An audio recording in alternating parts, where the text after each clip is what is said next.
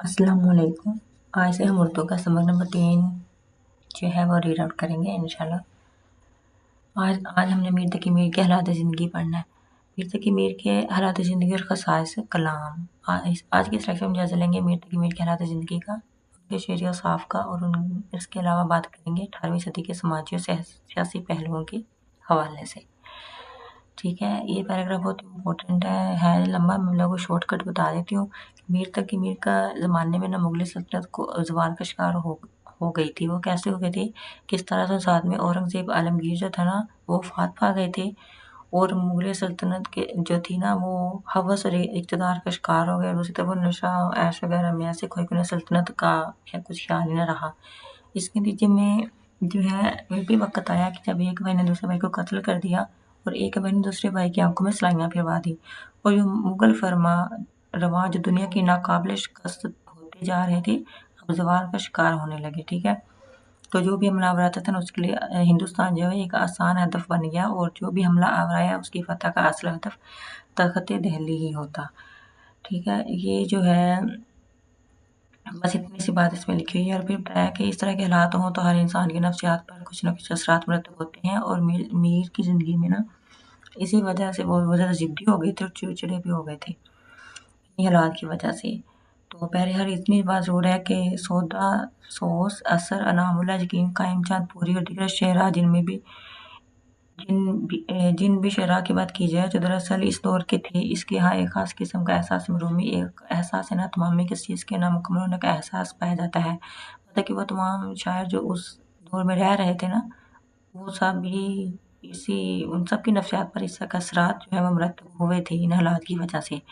फिर तक मीर के हालात ज़िंदगी ये बहुत इम्पोर्टेंट है, ये क्वेश्चन भी आता है, ये एमसीक्यूज़ भी आते हैं, ये क्विज़ेज़ में भी आता है। मीर तकी मीर का चैप्टर ये बहुत ज़्यादा ओवरऑल पूरा चैप्टर बहुत ज़्यादा वेरी वेरी इंपॉर्टेंट है। ठीक है, मीर तकी मीर 1722 में अकबराबाद यानी आगरा में पैदा हुए। इनके वालिद का नाम मीर अली मुतकी था जो एक सूफी मंश और दरवेश सिफ्त इंसान थे। मीर ने इब्तदाई तालीम अपने वालिद की दोस्त सईद अमान उल्लाह से हासिल की। ठीक है, सिलसिला तालीम अभी इब्तदाई मरहल में था कि सईद अमान उल्लाह को मौत नहीं आने, चुनांचे मीर ने अपना तालीमी सफ़र वालिद की सरपरस्ती में तय करना शुरू किया। मीर ने अपनी ज़िंदगी की 12 बहारें देखी थी कि कुदरत ने उनका वाहिद सहारा भी छीन लिया।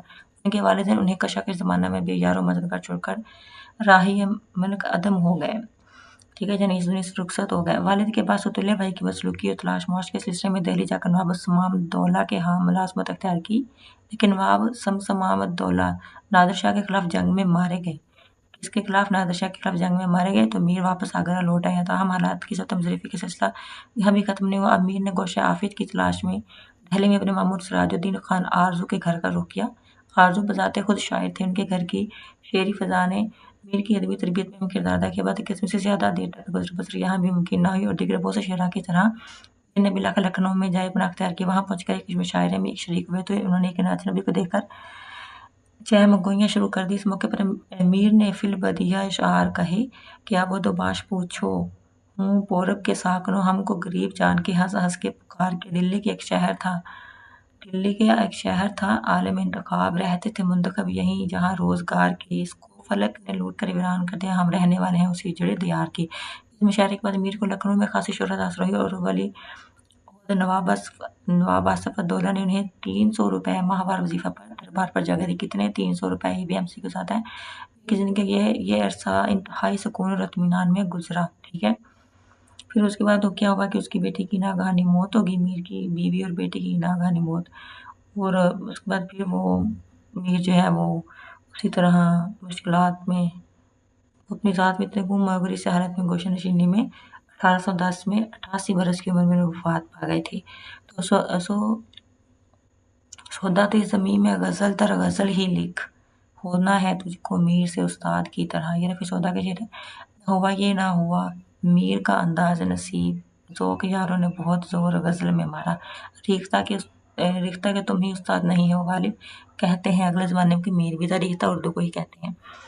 खसूसियात कलाम, ये वेरी इंपॉर्टेंट क्वेश्चन है, ये आता होता है। यहाँ आगे हम पढ़ेंगे ना जितने भी शायरों की ज़िंदगियाँ उन सब में ये उनका जो कलाम की खसूसियात होती है ना ये तो वेरी इंपॉर्टेंट है और आती होती हैं। इसमें लफ्ज़ भी थोड़ी सी मुश्किल होती हैं।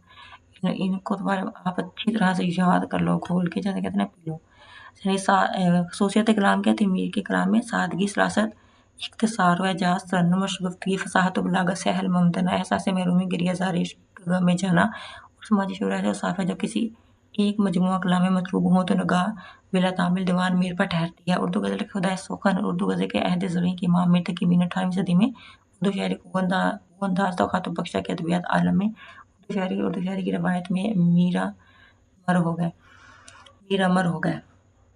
मीर तकी मीर जो है ना, इन्हें खुदा सुखन भी कहा जाता है, ठीक है, और अहद ज़री भी थे ये। फ़नी एतबार से बात की जाए तो मीर ने उर्दू शायरी को मुकामी असरार से पाक किया और एक ऐसा सलूक मुतारिफ करवाया जिसकी बुनियाद सादगी, बेसाख्ती और शगुफ्तगी पर थी। आम फहम और बोलचाल की सांस में भी उन्हें इस कदर सी बात कहने पर कुदरत हासिल थी कि सहल मुमतना की इस्तिलाह का इतलाक नाक़दीन के नज़दीक सबसे ज़्यादा उन्हीं की शायरी पर होता है, ठीक है। बाकी ये आप लोग पढ़े, ये वही उसकी नफ्सियात की बात की हुई है कि वो औलाद की वजह से ना मीर बहुत ज़्यादा मेंटली तौर पर जो है ना बहुत ज़्यादा वो डिप्रेशन में रहने लग गए थे। इसके बाद फिर मीर दहली गए, लेकिन नादिर शाह के हमले के बाद वापस आ गए। इसके बाद मीर तकी मीर ने आगरा, दिल्ली और इसके गिरद नवाह में मुख्तलिफ रूसा के यहाँ कलाम किया।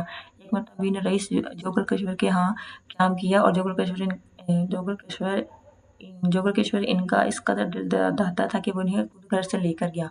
उसने मीर की खासी आओ-भगत की, लेकिन जोगल कश्मीर ने मीर की शायरी पर ख़त तंसीख खींच दिया, ये कहते हुए कि इसकी इस्लाह मुमकिन नहीं है।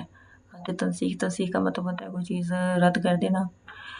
एक कदरदान जो वक़्त का रईस भी था, उसे भी मीर ने सिर्फ इसलिए नाकार दिया कि उसके ख्याल में उसका कलाम नाकाबिल तंसीख था।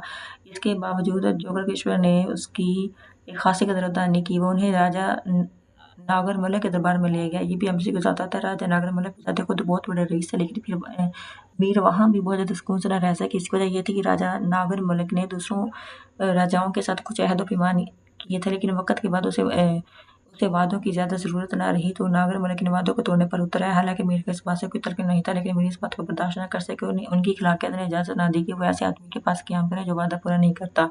लिहाजा मीर नागर मलिक की मुसाहबी छोड़कर फिर से गलियों में आवारा फिरने लगे। फिर उस दौर में रियासत अली खान ने उन्हें अपने पास बुलाया। रियासत अली खान ने कहा कि मीर साहब, इस गोये को कुछ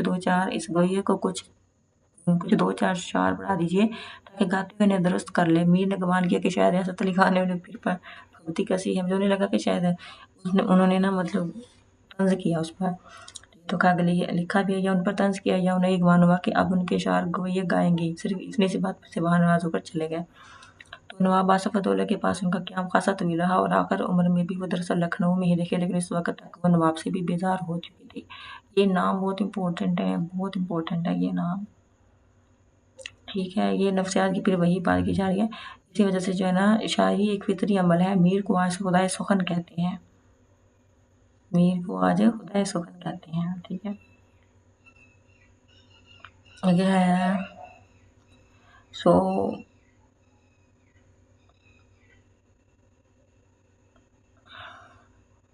हमने मुख्तसर क़साइस कलाम में देखा था कि सादगी, सरासत और इख्तिसार व एजाज़, तरन्नुम और शगुफ्तगी, फसाहत व बलागत, सहल, मुमतना, हिंदी अल्फाज के इस्तेमाल, ज़ुबान की सफाई, ये वो असलूबियत की खसूसियातें हैं जो मीर के यहाँ पाई जाती हैं। इनके यहाँ एहसास महरूमी, गिरियाज़ारी, इश्क, गम, जानना और समाजी शौक़, तसव्वुफ़, अखलाकियात, गोया हर हवाले से अशार मिलते हैं, लेकिन इस लेक्चर में नुमाइंदा बाकी यहाँ तक ये इम्पोर्टेंट। बाकी हम यहाँ से स्टार्ट करेंगे। अगर हम मीर तकी मीर जो है, अब किसी भी शायरी की इम्तियाज़ी खसाइस पर बात दो अंदाज में की जाती है। एक शायर की फ़नी या असलूबियाती खसूसियत पर और दोम किसी भी शायर के अफ़कार पर।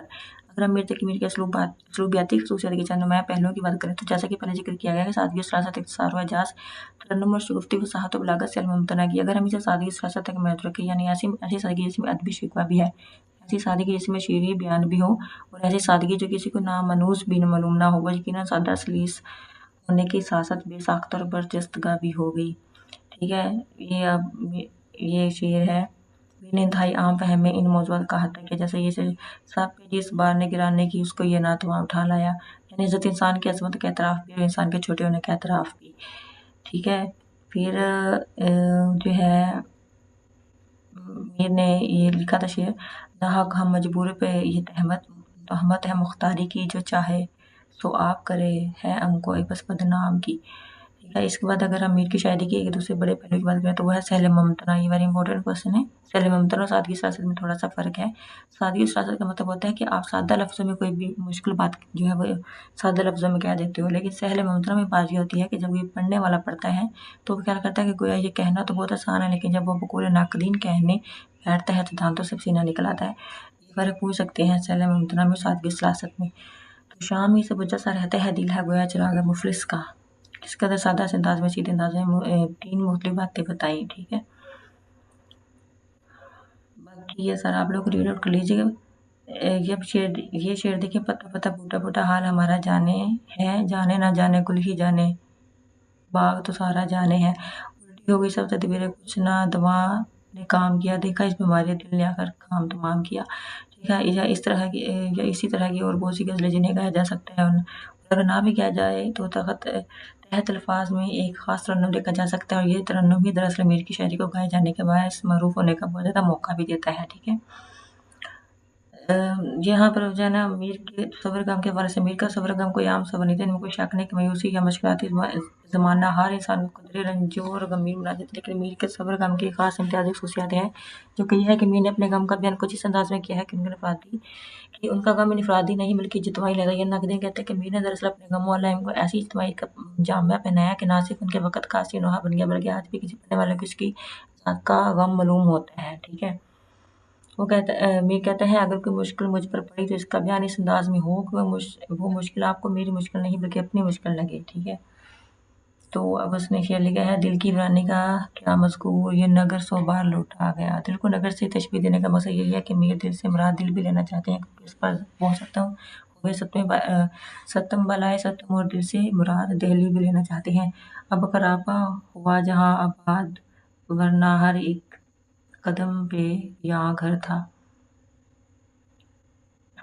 अब है शहाँ के कहल जवाहर थी खाक पा, जिनकी उन्हीं की आंखों में पिटी सिलाइयाँ। देखिए ये वही जो हमने पीछे वाक़या पढ़ा है ना, मुगल सल्तनत के ज़वाल, मुगल सल्तनत जो थी वो ज़वाल का शिकार हो गई थी, ये वही बात की जा रही है, ठीक है। दिल्ली में आज भी मिलती नहीं उन्हें ताकत दिमाग जिन्हें ताको तकत का, वही बात फिर हम कह रहे हैं। मुगल सल्तनत जो है ना वो कल तक मुगल सल्तनत पहले दिल्ली पर उनकी हुकूमत होती थी, ठीक है, और बहुत ज़्यादा उनमें मतलब बहुत ज़्यादा वो खुद पर जो उनको घमंड था अपनी तख्त ताज का, तो लेकिन आज दिल्ली में उन लोगों को भीख भी नहीं मिलती, ठीक है। मुगल सल्तनत की ही बात कर रहे हैं यहाँ पर फिर, ठीक है। बाकी आप लोग ये पढ़ लीजिएगा। दूर बैठा गुबार मीर इनसे इश्क बन बेअदब नहीं आता, इश्क ही इश्क है जहाँ देखो सारे आलम में भर रहा है इश्क, यार कोई तो वास्ता सरगश्तगी का है कि इश्क भर रहा है ज़मीन आसमान में, भर रहा है ज़मीन आसमान में, ठीक है। सख्त काफिर था जिसने पहले मजहब इश्क इख्तियार किया। सो यहाँ मेरे दरअसल हमारे सामने एक मायूस कुन आदमी के तौर पर सामने आते हैं कि एक मायूस कुन आदमी जिसे बार बार इश्क शायद यही वजह है कि वो इश्क को यहाँ एक ऐसे ज़ालिम के तौर पर देखते हैं जो दूसरे इंसान को तबाह बर्बाद करके रख देता है। ये मीर की सारा वही लिखा हुआ है जो हम लोग इसे रीड आउट कर लीजिएगा। जान आखिर तो जाने वाली थी, इस पे की होती निसार है काश, यानी ज़िंदगी तो ख़त्म होनी थी तो काश जैसे ऐसा होता कि ज़िंदगी रह ना जाती बल्कि इस पर निसार होती। जब अब इसमें मीर का महबूब भी हो सकता है, और इसमें इसमें इस यहाँ पर यूज़ करते हैं ना उस पे की होती मैं निसार है काश, तो उसमें मीर का महबूब भी हो सकता है, उसका वतन भी हो सकता है जहाँ वो रहते थे। तो अब याद रहे कि इश्क ख्वाह वतन से हो ख्वाह किसी इंसान से, इस बात का गमाज़ है कि इसका होना मीर के नज़दीक ज़िंदगी को बामकसद बना देता है, ठीक है।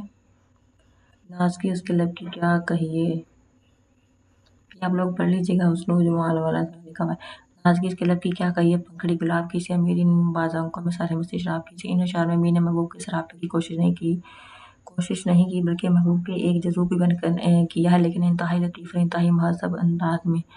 और सो मीर का तसव्वुर हुस्न वली दक्कनी से बिल्कुल मुख्तलिफ था। वली दक्कनी की हमने पिछले चैप्टर में बात की थी, जो कि जिन्होंने फ़ारसी में अपनी शायरी को कन्वर्ट कर दिया था। ये आप लोगों ने पिछले चैप्टर में पढ़ा है कि वली दक्कनी की सारी हिस्ट्री। मीर को एक गम के बाद दूसरे गम का सामना करना पड़ा, जिसकी वजह से उसके यहाँ एहसास मलूमी का पैदा होना फितरी अमल था। ज़ाहिर है पहले मुगल सल्तनत जो है वो ज़वाल का शिकार हो गई, اور اتنے ज़्यादा وہ मुश्किलात हो गई थी।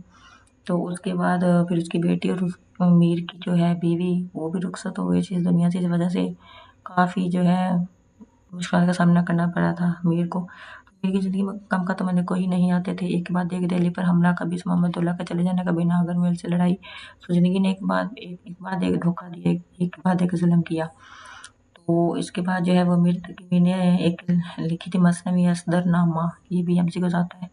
इस मीर ने अपने मुकाबले में दूसरे शायरों को कीड़े मकोड़ों से तशबीह दी है। ये आप लोग पूछ सकते हैं कि किस मीर तकीवी ने जो मसनवी लिखी थी, अब ये पूछ सकते हैं कि जो मसनवी का नाम क्या है जिसमें मीर ने दूसरे शायरों को कीड़े मकोड़ों से तशबीह दी, तो वो असदरनामा था। ये इस तरह से क्वेश्चन पूछ सकते हैं आप लोग एमसीक्यूज़ में। और खुद को अस्तहा तस्वर किया है वो शायर अपने की ज़िंदगी में अगर इस कदर मखलूक हाल होगा तो यकीनन इसमें एक खास किस्म की महरूमी का एहसास ज़रूर जन्म लेगा। गुल को हो तकरार है काश, रहती एक आदिन बहार है काश। तो बाकी आप लोग पढ़ लीजिएगा। इन पर फिर वही बात कि मीर को जो है खुदा सफन इन्हीं खसूसियात ने मीर को खुदा सफन बना दिया। ठीक है, ये बहुत ज़्यादा इंपॉर्टेंट चैप्टर था आप लोगों का मीर का, वेरी इंपॉर्टेंट है। इसमें बहुत ये जो नाम है ना कि वो कहाँ रहे, इस मोहम्मदुल्लाह के पास रहे, ये सारे नाम तो वेरी इंपॉर्टेंट। ये एमसीक्यूज़ में, असाइनमेंट में, क्विज़ेज़ में, के पेपर्स में सारे यही पूछते हैं वो घुमा फिरा के, और इसमें हम फिर कंफ्यूज हो जाते हैं। इनको अच्छी तरह से आप लोग रीड आउट कर लीजिएगा इस चैप्टर को, और ये वेरी इंपॉर्टेंट चैप्टर है मीर तकीवी की ज़िंदगी के हवाले से। बाकी आप लोगों को अगर वीडियो अच्छे लगे तो प्लीज़ लाइक और सब्सक्राइब ज़रूर कीजिएगा, और कमेंट सेक्शन में बताइएगा प्लीज़ अगर आप लोगों को लेक्चर अच्छे लग रहे हैं या नहीं भी लग रहे फिर भी बताइएगा। और ताकि आपका फीडबैक ज़रूरी है ताकि हम ना अपने लेक्चर्स में इम्प्रूवमेंट कर सकें। Thank you so much and अल्लाह हाफिज़।